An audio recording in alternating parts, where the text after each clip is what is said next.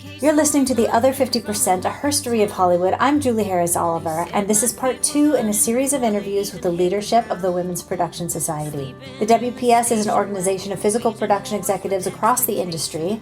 It started as a small cocktail party and has since grown to more than 100 members and is a powerful force of change within the industry with the purpose to fulfill their mission statement, to promote the hiring of women in leadership roles in film, television, and new media. In the last episode, I talked with the group's founding members, Dana Castro and Deborah Bergman. And today, I'm talking with Jeanette Volturno, producer and entrepreneur, and Cristen Carr Strubbe, producer turned physical production executive, who are the current leaders of the group. You can hear Jeanette's origin story on episode 111 of this very podcast, and Cristen is on episode 15. Now, if you can't find these episodes on your podcast feed, since I think it only keeps the latest 100 or so, you can find them on the website, which is theother50%.com, all spelled out in letters. So, in this episode, we talk about where the WPS is now, how they weathered the COVID of it all the last couple of years, and what the plan is going forward. Here, have a listen. Okay, now we're going to talk to the new leadership in Women's Production Society, Jeanette Volturno. Hi. And Cristen Carr Strubbe. Hello. So, tell us where you are right now. I'm SVP at Universal Studios for feature film. And Jeanette? I'm a co-owner and producer of Catchlight Studios, which is my company with some partners of ours. And also, I think you started a little piece of software? And I am a co-founder of Groovy. And are you working on any particular projects right now? I am currently producing the 5th season feature film for Project Greenlight for HBO Max, New Line, Miramax, and Catchlight. And Hooray! So fun. Mm-hmm. We're all going to be tuning in. Okay, so now the two of you have taken over the reins of the Women's Production Society. And have you both kind of been there since the beginning? No, I was not. I was an independent producer, production manager. So I didn't get into the executive world until 2013. And that's when I started to go to some of the meetings with these guys. I heard a rumor that you were insisted on naming this group. Oh, I know. That's me. I like to name, categorize, file, archive. Oh, you producer types. Yes, I know. Yeah, give it a name, throw it in a file. Jeanette, how about you? When did you join? I think I joined probably around 2016, 2017. I was running production at Blumhouse and built and ran that for several years. And it was just a godsend to be able to be included and meet these amazing women and be part of the group. Yeah. So the two of you took over right before the pandemic started. Can we talk about what you were thinking at the time you took it over and then kind of what happened the next 2 years? Well, to preface it, so Jeanette and I had met when I first became an executive in 2013, and she was one of the people that I had met, reached out to because I did not know the landscape of that at all. And so she was super generous with her time and information and just, giving me the "it'll all be okay" talk regularly. And we ended up on a FAM tour, a familiarization tour of Russia together, along with a speaking tour at the same time that was put on by the Film Commissioners Association, International Film Commissioners Association. So we were talking about women in the space. And so we were really touting WPS at that time as members, and that coincided with Deborah and Dana saying that they, were looking to hand over the reins. They were both very busy. And Jeanette and I, after our couple of weeks in Russia, said, well, we can do that. I think we can do that. Yeah, and it was a good balance because it was coming from the indie side and the studio side blended together. Yeah, so. Yeah. It was a good compliment between the two of us because we had different circles we were working within. So I imagine you had to be agile. Did you have big plans at the end of 2019 and then thought, we had lots of plans. Like what? Well, we had our first meeting as co-leaders at Universal October of 2019. We had just gotten back from Russia. And at that point, it was, we were really looking towards the DEI initiatives. We were headlong into the production supervisors, into the DGA. We were doing a lot of expansion work for the whole industry as a whole, of creating a pool or awareness of a pool of young women getting into the business. And that was really, I think, our core objective, along with getting the website up and running, getting all of those things together and having a little more connectivity to people. So it wasn't these one-off things happening, but where we could have a collection of ideas and thoughts to move forward efficiently. Yeah, I remember right after that meeting, I went into the IA negotiation for the low budget agreement. And what we were able to take out of that was equaling hair and makeup in same pay, and also being able to pull one person in through the pathway program and getting them into the union. And that was the foundation for the majors to be able to go in and negotiate for that. And so we were able to share those resources and what was it that we could bring to the low budget indie contract that when the major contract came could be helpful, and what we were all leaning in together to be able to do. So that was a great resource to be able to say, okay, how can we work together on both sides and sort of push things forward on that piece. So I think that happened in November of 2019. Mm-hmm. And it was great to be able to, call up the women on the committees and say, like, what are you looking at? What are the important things? So that was probably one of the first things that I got involved in. Now, did you lean on the group I know there was that whole flurry of COVID's here. What are we going to do? How do we reopen production? Mm-hmm. I remember that, all hands on deck. Did this group really come together around that? Oh, absolutely. I mean, there was a steering committee that was created. We were very careful about, the politics of what the studios were, allowing people to share, but able to share it in a way that helped other people, whatever we could find and figure out. And, a lot of the women on our group were involved in creating the rules about how to get back to work safely and how to be the first ones out in the field and take care of the crew. And it was pretty inspiring and amazing. There's how many people? Like about 160 people in the group now? Yeah. I mean, yeah. There's a good portion, and about 20 of those are post and visual effects. So, about 140 physical production people through streaming, features, television, new media. So let's talk about, I imagine now there are tiers, because before it was, we're all VPs, who do you know? What's the process now for membership and coming in? There are no tiers. You're in or you're not. And basically people can go to the website, womensproductionsociety.org, and there's a registration and a membership fee, $25, which basically runs the website. And they apply. That application comes to Jeanette and I if we're aware of them and they're VP or equivalent and above, then they're entered in. If we're not familiar with them, we've gotten some memberships from overseas or from places that we're not familiar with, and then we throw it to the steering committee. We do have a 12-person steering committee that meets prior to each one of our quarterly meetings and helps guide the agenda and help parse out various different tasks and initiatives that we're going to try to make happen. So what are some of those initiatives now? What are you working on? Well, there's some that pop up. Like we had the COVID conversations that were happening at the very beginning when we were, working on what are the return to work agreement things. I had to recuse myself out of that group because of being in a studio. We were part of the people that were working with the AMPTP and the different unions to create the return to work agreement. But there was a lot of people that were not beholden to that, studio restraint. They were allowed to, say these are the suppliers that we're using, and these are the, we were able to share those kind of resources, which was fantastic because, in the beginning, where do you get all the PPE? And then who are the good testing companies? Yeah. How fast can you get it turned around? And all of that stuff. Right. I imagine you have to be careful with the antitrust. Yes. So how do you kind of keep that front of mind as you're all sharing information? Well, and that's why I had to recuse myself from that, just because that was an area where I couldn't really divulge what we were doing. And we were really at the forefront of making these return to work agreement based on my brilliant production manager on Jurassic, who put together that 130-page manifesto that went around town. So it was really mostly based on that came these return to work agreements. But I do have to be mindful of Universal and making sure that I'm working within their guidelines. More recently, we had a pop-up talking about when, the crisis in Ukraine, how does that affect us?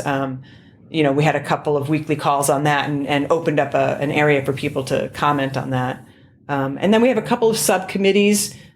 We've got some initiatives where we're trying to add in a bit of good news to the website and to try to support each other and have a little of of that because I think we all still really need that. Yes, please. Yeah. And the salons. We've got salons Yes. that are going on.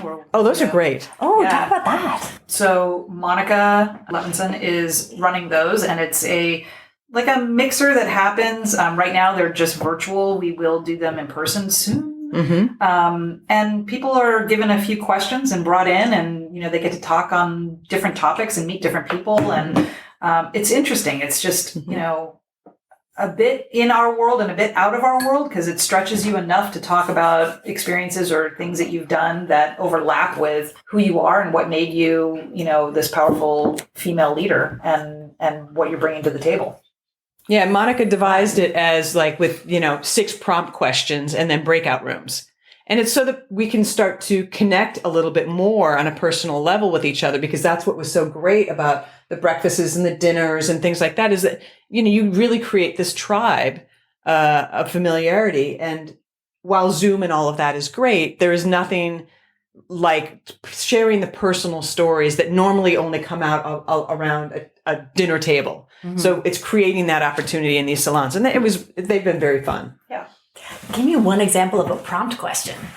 Oh, I think one of them was, the very first was tell us something that nobody in this room knows about you. Mm-hmm. Oh, fun. And one of the women had been in a fighter plane, right? Yeah. She was like a fighter pilot. Fighter pilot. What? Yeah. It was freaking crazy. Yeah. She'd been in the Air Force. Yeah. I'm like, well, none of us knew that. Yeah. Wow. Yeah. And one of the initiatives that we've been really working on, it's been a little difficult because of COVID, but the idea of having kind of a connectivity to colleges and young women and letting them know who we are and letting them have a personal glimpse at, a day in the life of Jeanette and what does that look like? And here's something you can aspire to. And here's all these other women and kind of to, again, create that familiarity that this is not, fairy dust. It's just hard work and passion. Mm-hmm. If you can see it, you can be it. Yeah. And then, raise questions that, people can talk about for the green side of our industry. So we've done a green presentation recently where we've taken some people from various studios and people who have done stuff for the PGA website and, bringing that back up to life because COVID rocked that whole thing. So, bringing that back up in the conversations, bringing up the DEIA and what are the tools. And, there's a lot of resources that are on our website now so that things are all in one place and you don't have to, go scrounging around trying to figure out how can I find such and such a resource or such and such a thing. So, that really streamlined and made our lives easier. Mm-hmm. And some of the things that we've been trying to consistently add to the quarterly meetings, we attempt to have a quarterly meeting. It used to be in person, now it's Zoom, which in a way makes it a little more accessible for everybody.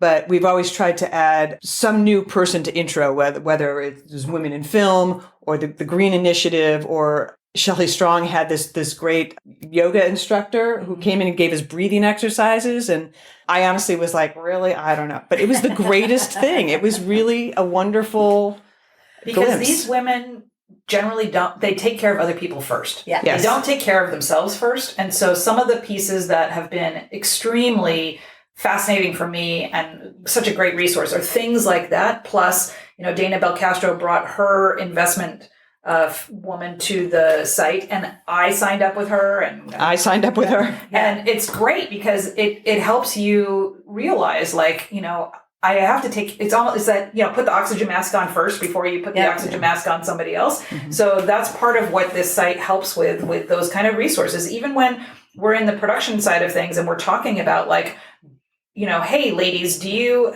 provide a nanny on set? Or how do you deal with, working women or what are those challenges and issues? And those are the kind of things that we can talk about. And then everybody just comes to the table with thoughts, ideas, resources. And, that's a brilliant space for us. Oh, that's great. Deborah mentioned that perhaps we'd lost a decade of work over the pandemic.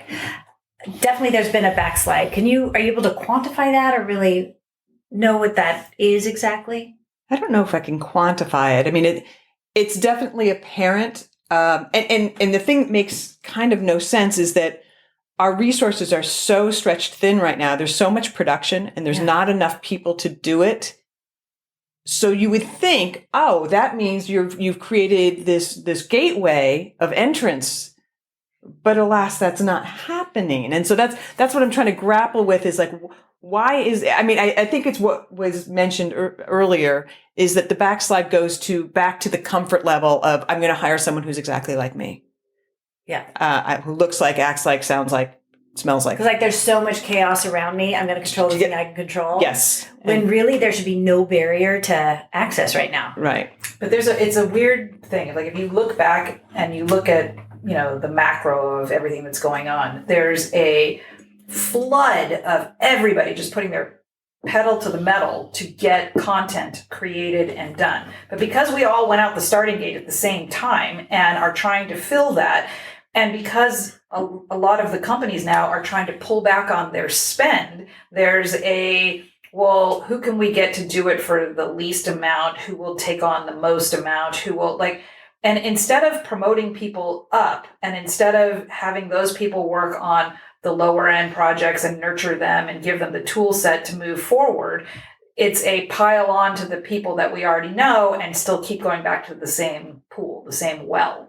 So that training, that nurturing, that pulling up from the bottom and starting to give pathways to people and support them in that, because the flurry of we just got to get it done and we're shortening the time and you got to do it as fast as you can and you only have this much money. There's a squeeze coming from both sides. It feels like we've lost the mentorship apprenticeship piece of production, but no one feels like they have the time to do it. Well, I think it's two-sided as well, because obviously it takes more effort from a management standpoint to foster somebody up. So you have to have that. That's just more work, but you need to be able to do that.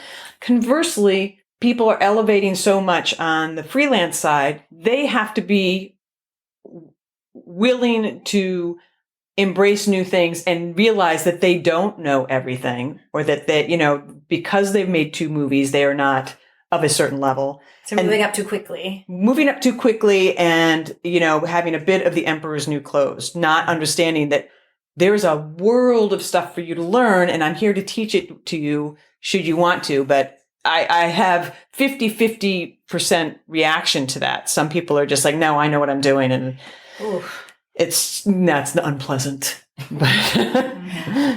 I've also seen, which I'm curious, your perspective on a real generational gap right now. Gen Z is coming in up from a place of, I know you want to hear my voice. I know you want me to bring my whole self and be involved.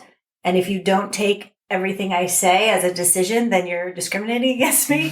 So I think there's a communication disconnect there. I'm wondering if you're seeing that and how you're dealing with that. Might be completely off topic. I think it actually dovetails completely to what I was just saying.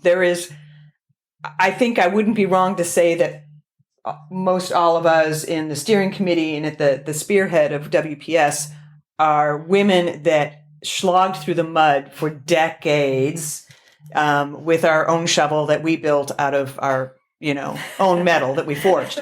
Worked so hard. Yeah. And we're trying to embrace and build up people getting into the business who think that is really an inefficient, stupid way to go, and they should just, come in at the top, and we'll figure it out as we go, kind of thing. And that's very disconcerting. And what I try to do in that is try to protect them. Like, hey, watch and learn from other people. Be in the field and see it.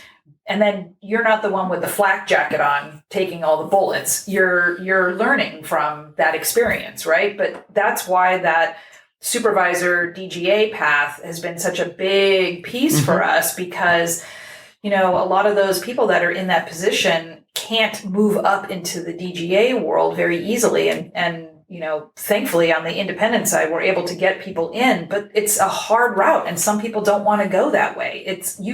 The rules around it are, well, I'd rather stay knowing that I can get this amount and work on these projects. And do I have enough time to actually transition? Will it make sense for me to spend another 10 years going down this path of DGA? And do I have to take all these jobs out of the state because I'm trying to support my family? And then when you're looking at it with a single mother or, somebody who needs to be the breadwinner of the family, it becomes a very challenging piece to it. And I think it all blends together of, that coming up into the system. But I have to imagine that having a whole group being able to have these conversations and share resources got to help. Oh, yeah. It's invaluable. Yeah. Jeanette and I were speaking the other day and saying I couldn't imagine getting through the pandemic in the film world and on a personal level without having the sisterhood of WPS, where you could just look somebody in the eye and go, I'm going nuts right now. So you need to talk me off a ledge here for a second. And so we've all been able to have each other's backs. And these are friendships that were developed for me within WPS and are integral to my everyday, both work and personal life. It made it a lot easier for me to leave the job that I had in the corporate side of things and venture out on my own, knowing that these women and these relationships that I had cultivated over the years that I'd been in the WPS had my back. And we've all transitioned jobs within it. And I think going back to one of the things we were talking about, one of the early meetings that we had was with Sherry Lansing coming into WPS. We had gone to a book signing of hers and we're, when she was signing the book, explaining what WPS was. It was kind of early days. And she was like very floored and excited by it and couldn't believe that there were a number of women, one in physical production, and two, that they were completely supporting each other and not doing a King of the Hill act. So she came and spoke, and you were there, and it was really inspiring to see someone of that level be so inspired by us and what we were doing. Yeah, it's incredible. Yeah. Okay, so what are your plans going forward? I think we're going to continue to work on communication. The website's been really helpful. It needs some love and care. It's been the dusty slippers in the closet for a little bit. So I need to step that up and get, and hopefully it will be more engaging. My hope for it is that it will be the thing that'll help engage more people to be proactive, because like anything, it's the same 15 people, 20 people that are doing something. And we have 140 plus people now. So we're hoping to get them in and get their ideas and what is it that interests you and how do you want to use this incredible wealth of knowledge and support to move that agenda forward? So I think to me, it's about that expansion of bringing other people in to lead ideas that we're not even thinking of. I mean, for me, I always say on the DEI side, invite one new person into your group, right? And then your cocktail party will be more fun because you're meeting someone new.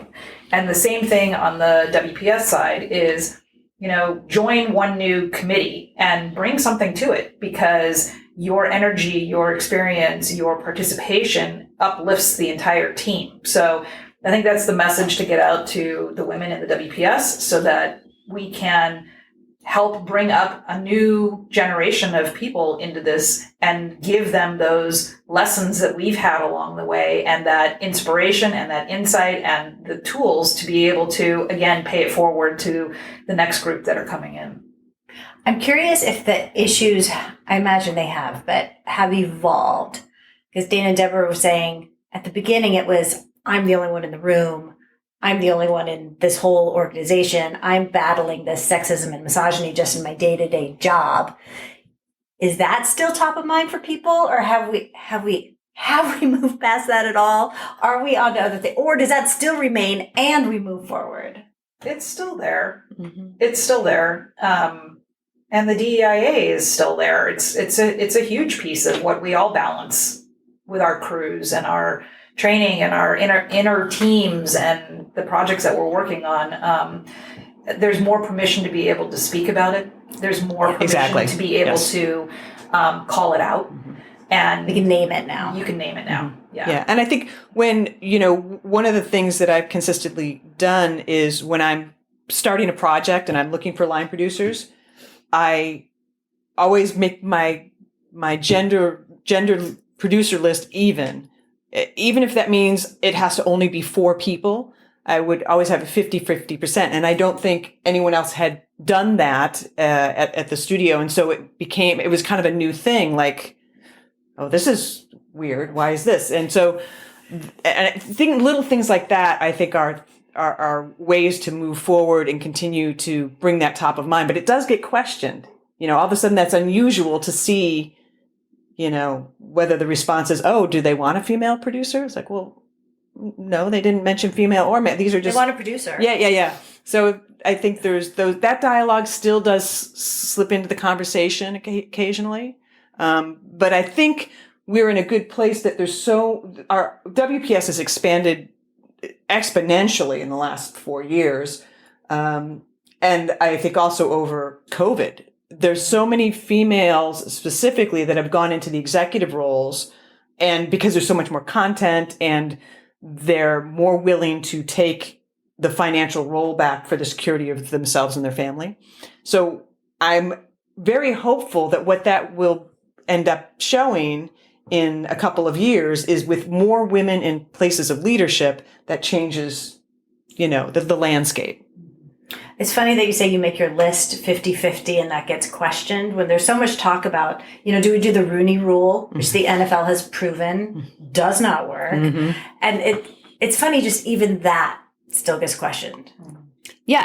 And it's unconscious bias. It's not meant. I don't think it's unconscious anymore. Well, yeah, that's now. I think that's generous. Yeah. Like Jeanette said, now we can say, oh, hey, wait, what is that? That's not okay. This is, why do you say that? Why do you ask that? And where, 5 years ago, I don't think I would have had the strength of courage to do that, to question it. And I would say this group actually gives me okay, you're not crazy. You have permission to speak up and do that. And here's some of the languaging and the tools, and I'll even role play with you. Mm-hmm. Like, that is a huge piece, because before I was in my own little world, in my own little thing, and I was like, oh, I don't know how to put a word to this, or I don't know how to ask for this, or I don't know. How do I say it? And is anyone else going through this? And yeah, they are. And yeah, here's some tools. And yeah, it's okay. And yes, you should speak up. And here's how to do it, Yeah. It's something about owning your power in the situation to be able to speak 100%. To it and not be afraid. Because really, what's going to happen to you? Someone's going to argue the side of, no, we'd like to continue to be racist and sexist. Thank you. And it's okay to get it wrong and apologize and correct yourself and learn 100%. From that and move forward. How else are we going to get there? Right. No one comes out of the gate knowing how to talk about it. Mm-hmm. In fact, there's so many phrases in our just in our lexicon, phrases we grew up with that just come out of our mouth. It happens to me every day. I say some phrase I grew up with, and I say, oh, that's super racist. Like, the origin of that. Let me never say that again. Yeah. It's a big evolution we're in the middle of. My kids are very good about pointing that out to me very quickly. We have the woke police in our house. Yes. It's very helpful. Yeah, it is, though. It does open up a dialogue for me and with them, and I'm proud of them for being able to question anything that comes out of any place of authority, which is not necessarily where I was coming from, coming up in the business. Not necessarily at all, any of us. Yeah, right. Yeah.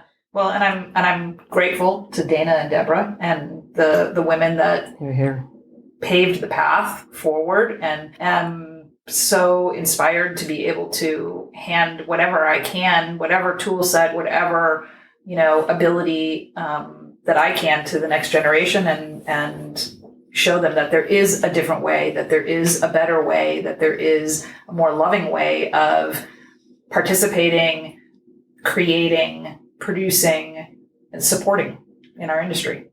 I mean, that is it. And I think it's so... seeing this group is so inspiring and so thrilling, and think, oh God, we may get there someday. Because I think we can all envision what that world would look like. I'm curious, on the really bad days, how do you keep going? When there's a day where you're like, really, are we ever going to make any progress? Like, are people really going to change their minds? Like, how do you go another day? It's like that, the 50-50 call where you get to call somebody, you call one of your friends in the WPS and you just vent and they hear you, and then they reflect back to you like, it's okay. I've been there. Take a moment take care of yourself, come back to center, focus on what you need to do, and what do you need from me? How can I help? And that's invaluable, because just somebody hearing you and you being able to speak that out loud without a judgment, without anything else, to just really be with you and hear you, and then say, I've been there before, or have you tried this, or call this person, or there's a resource, it's amazing. I think what that brings to mind is, for me, is that most all of our careers, we have not been able to show vulnerability. Yeah. Because we've had to be tough as nails and twice as good as the man in the room. And now we have a group that we can be vulnerable with. I can call up any number of people. I can call Jeanette, Dana, Deborah, and we can say, oh my gosh, I'm falling off the cliff here. I don't think I've got this. And what would you do? And that is invaluable, because I know that I never had that resource before. Yeah. Other than very close friends who was never in the same situation. We're all dealing with that same universe. So. What's crazy about our jobs, there's no manual for what it is that we do. Right.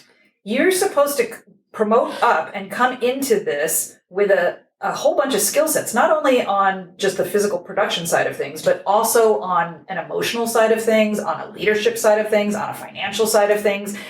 And you have to just figure it out. So having people that you can lean into that may have had some more training on like an accounting side of thing, or may have had some more training on a public speaking side of thing, or a leadership side of thing, or a emotional side of thing, like that's invaluable, because again, where are you going to learn this? How are you going to do this? And you're never going to come in as a whole rounded person 100% in all of those areas. How could you possibly? Right. And there's a new crisis every day you have to That's figure right. out. I remember one time when Dana Belcastro said to me, if there's something that somebody's saying to you that doesn't make any sense, it's like, no, then you need to say it a different way, because I'm a smart person and that is making no sense, and we're going to figure this out. Mm-hmm. Yeah. What would Dana do? So what are you looking forward to in this next year with the Women's Production Society? Getting back together. Yeah, in person. Yeah, I think that Finally. I think that is one of the single focuses we have. Is we've had steering committee meetings in person, sort of. We're getting that. We really, really want to have an in-person quarterly meeting with a ton of folk and just celebrate the fact that we have come through a really difficult time for our industry, for us personally, for the world in general, and just celebrate it. And Amen. get on with it. Yep. Mm-hmm. Well, Godspeed, ladies. All right, thank you. Thank you. You've been listening to The Other 50%, a herstory of Hollywood. I'm Julie Harris Oliver. Thank you to Jeanette Volturno and Cristen Carr Strubbe for sharing their perspectives on the Women's Production Society. And thanks to all four of you, Dana, Deborah, Jeanette, and Cristen, for inviting me to do this. It was the most fun. If you want to learn more, you can visit their website at www.womensproductionsociety.org. And special thanks to Jay Rowe, Danny Rosner, and Allison McQuaid for the music. You can also hear these episodes on the WPS website, as well as on the Catch a Break podcast feed, which you should also be listening to for more interviews from interesting people working in this business to get the inside track on navigating Hollywood. Thanks for listening. See you next time.